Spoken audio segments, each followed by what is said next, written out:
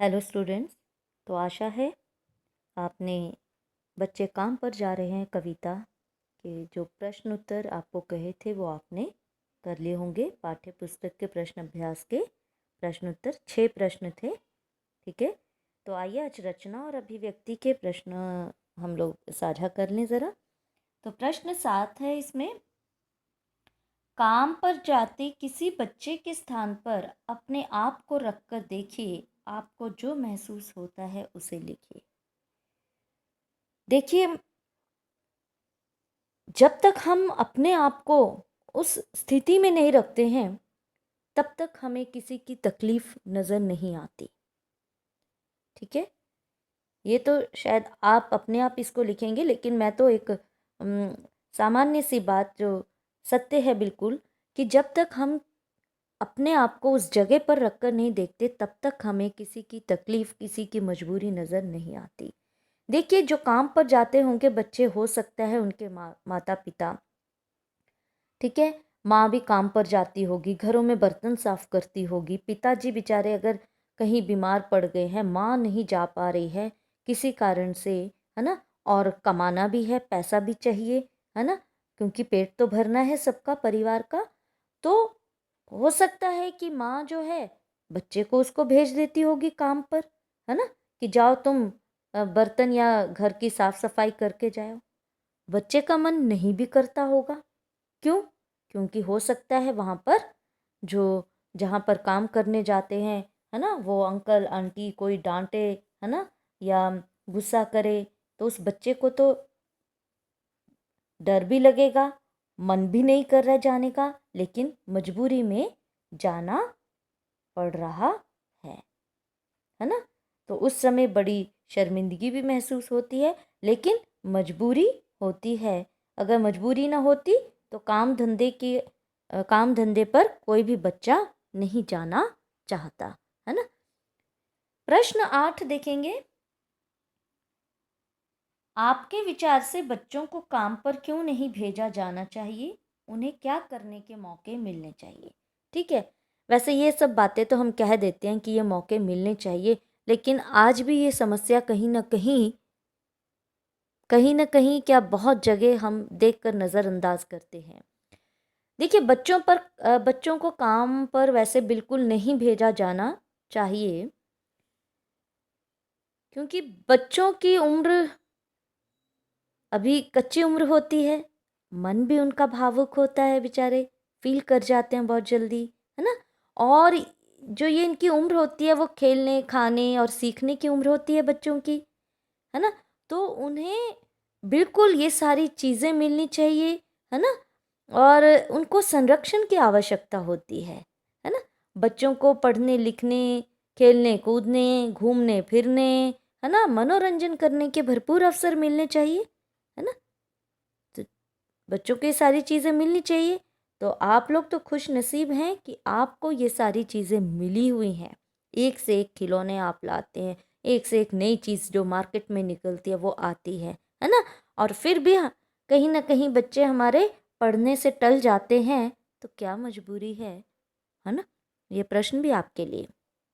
चलिए, पाठ्येतर सक्रियता हम देखें तो ये तो स्वयं करने के लिए होती है। किसी कामकाजी बच्चे से संवाद कीजिए और पता लगाइए कि वह अपने काम करने की बात को किस भाव से लेता या लेती है।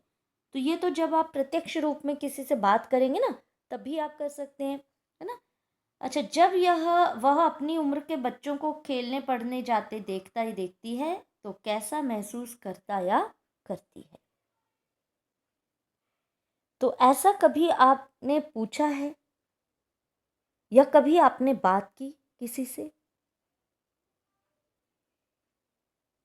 तो देखिए, मैंने तो ज़रूर की। एक बच्चा था, घर के पास रहता था, है ना। तो जब मैं अपने बच्चे को तैयार करके भेजती थी तो वो देखता था कि बस में जा रहा है, गाड़ी में जा रहा है, और इसने वो दूसरे कपड़े पहने हुए हैं, और वो शायद माँ ने उसको सरकारी स्कूल में कहीं डाला होगा, तो उसको वो कपड़े पसंद नहीं थे, उसको वहाँ जाना पसंद नहीं था। उसको वहाँ जाना था जहाँ पर ये और बच्चों को, है ना, तैयार होकर जाते देखता था। तो एक दिन मुझे भी बड़ा तरस आया। उसने गेट पर खड़े होकर कहा कि मुझे भी ऐसे कपड़े चाहिए। मैंने कहा अच्छा, और मुझे भी ऐसी कॉपी चाहिए और ऐसी पेंसिल चाहिए जैसे आपके बच्चे ने ली है।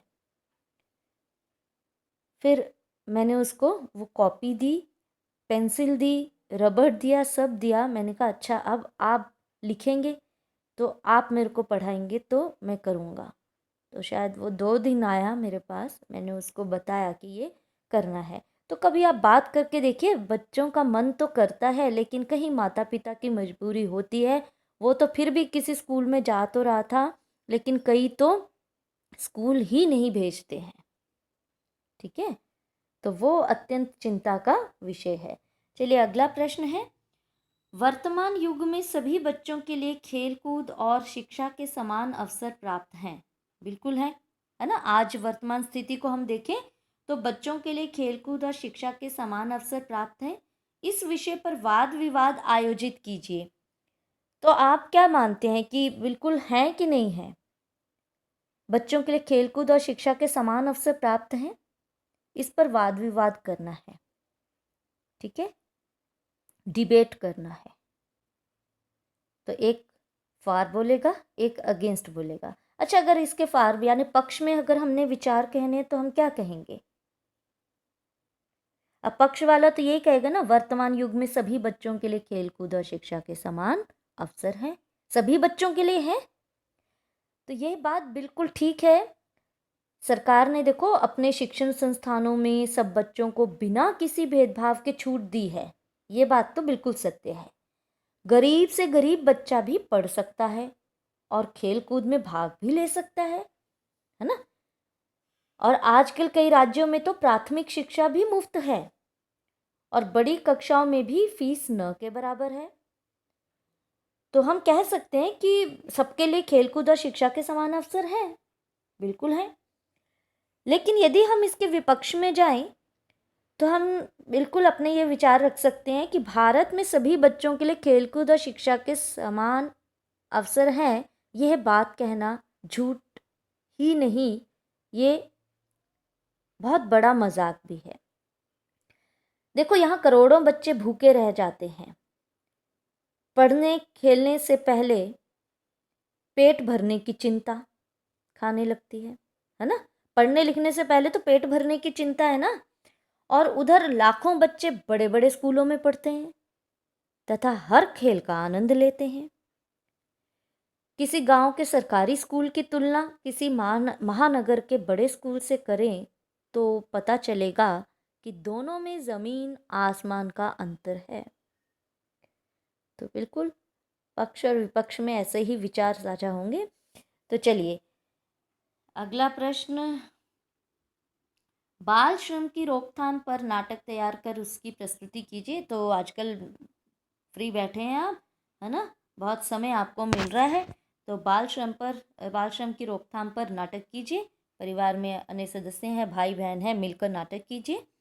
अच्छा, चंद्रकांत देवताले की कविता थोड़े से बच्चे और बाकी बच्चे थोड़े से बच्चे और बाकी बच्चे। ठीक है, लक्कड़ बग्गा हंस रहा है, पढ़िए। तो पढ़िए इनको। उस कविता के भाव तथा प्रस्तुत कविता के भावों में क्या साम्य है, क्या आपको दिखता है एक जैसी बात? ठीक है, ये जब आप पढ़ेंगे तो ठीक है। तो ये आपके प्रश्न उत्तर यहाँ समाप्त होते हैं। लेकिन आज आपका काम है कि आज जो काम मैं दे रही हूँ कि बाल मजदूरी पर आपने अनुच्छेद लिखना है। ठीक है, क्योंकि इस सेशन से ज़रा अनुच्छेद आ गया निबंध की जगह। तो आपने क्या लिखना है, बाल मजदूरी पर एक अनुच्छेद लिखना है, वो भी आप नोटबुक में करेंगे क्योंकि इस पाठ से संबंधित है, बिल्कुल आ सकता है एग्ज़ाम में। ठीक है, तो आज के लिए इतना ही। Okay, bye and thank you.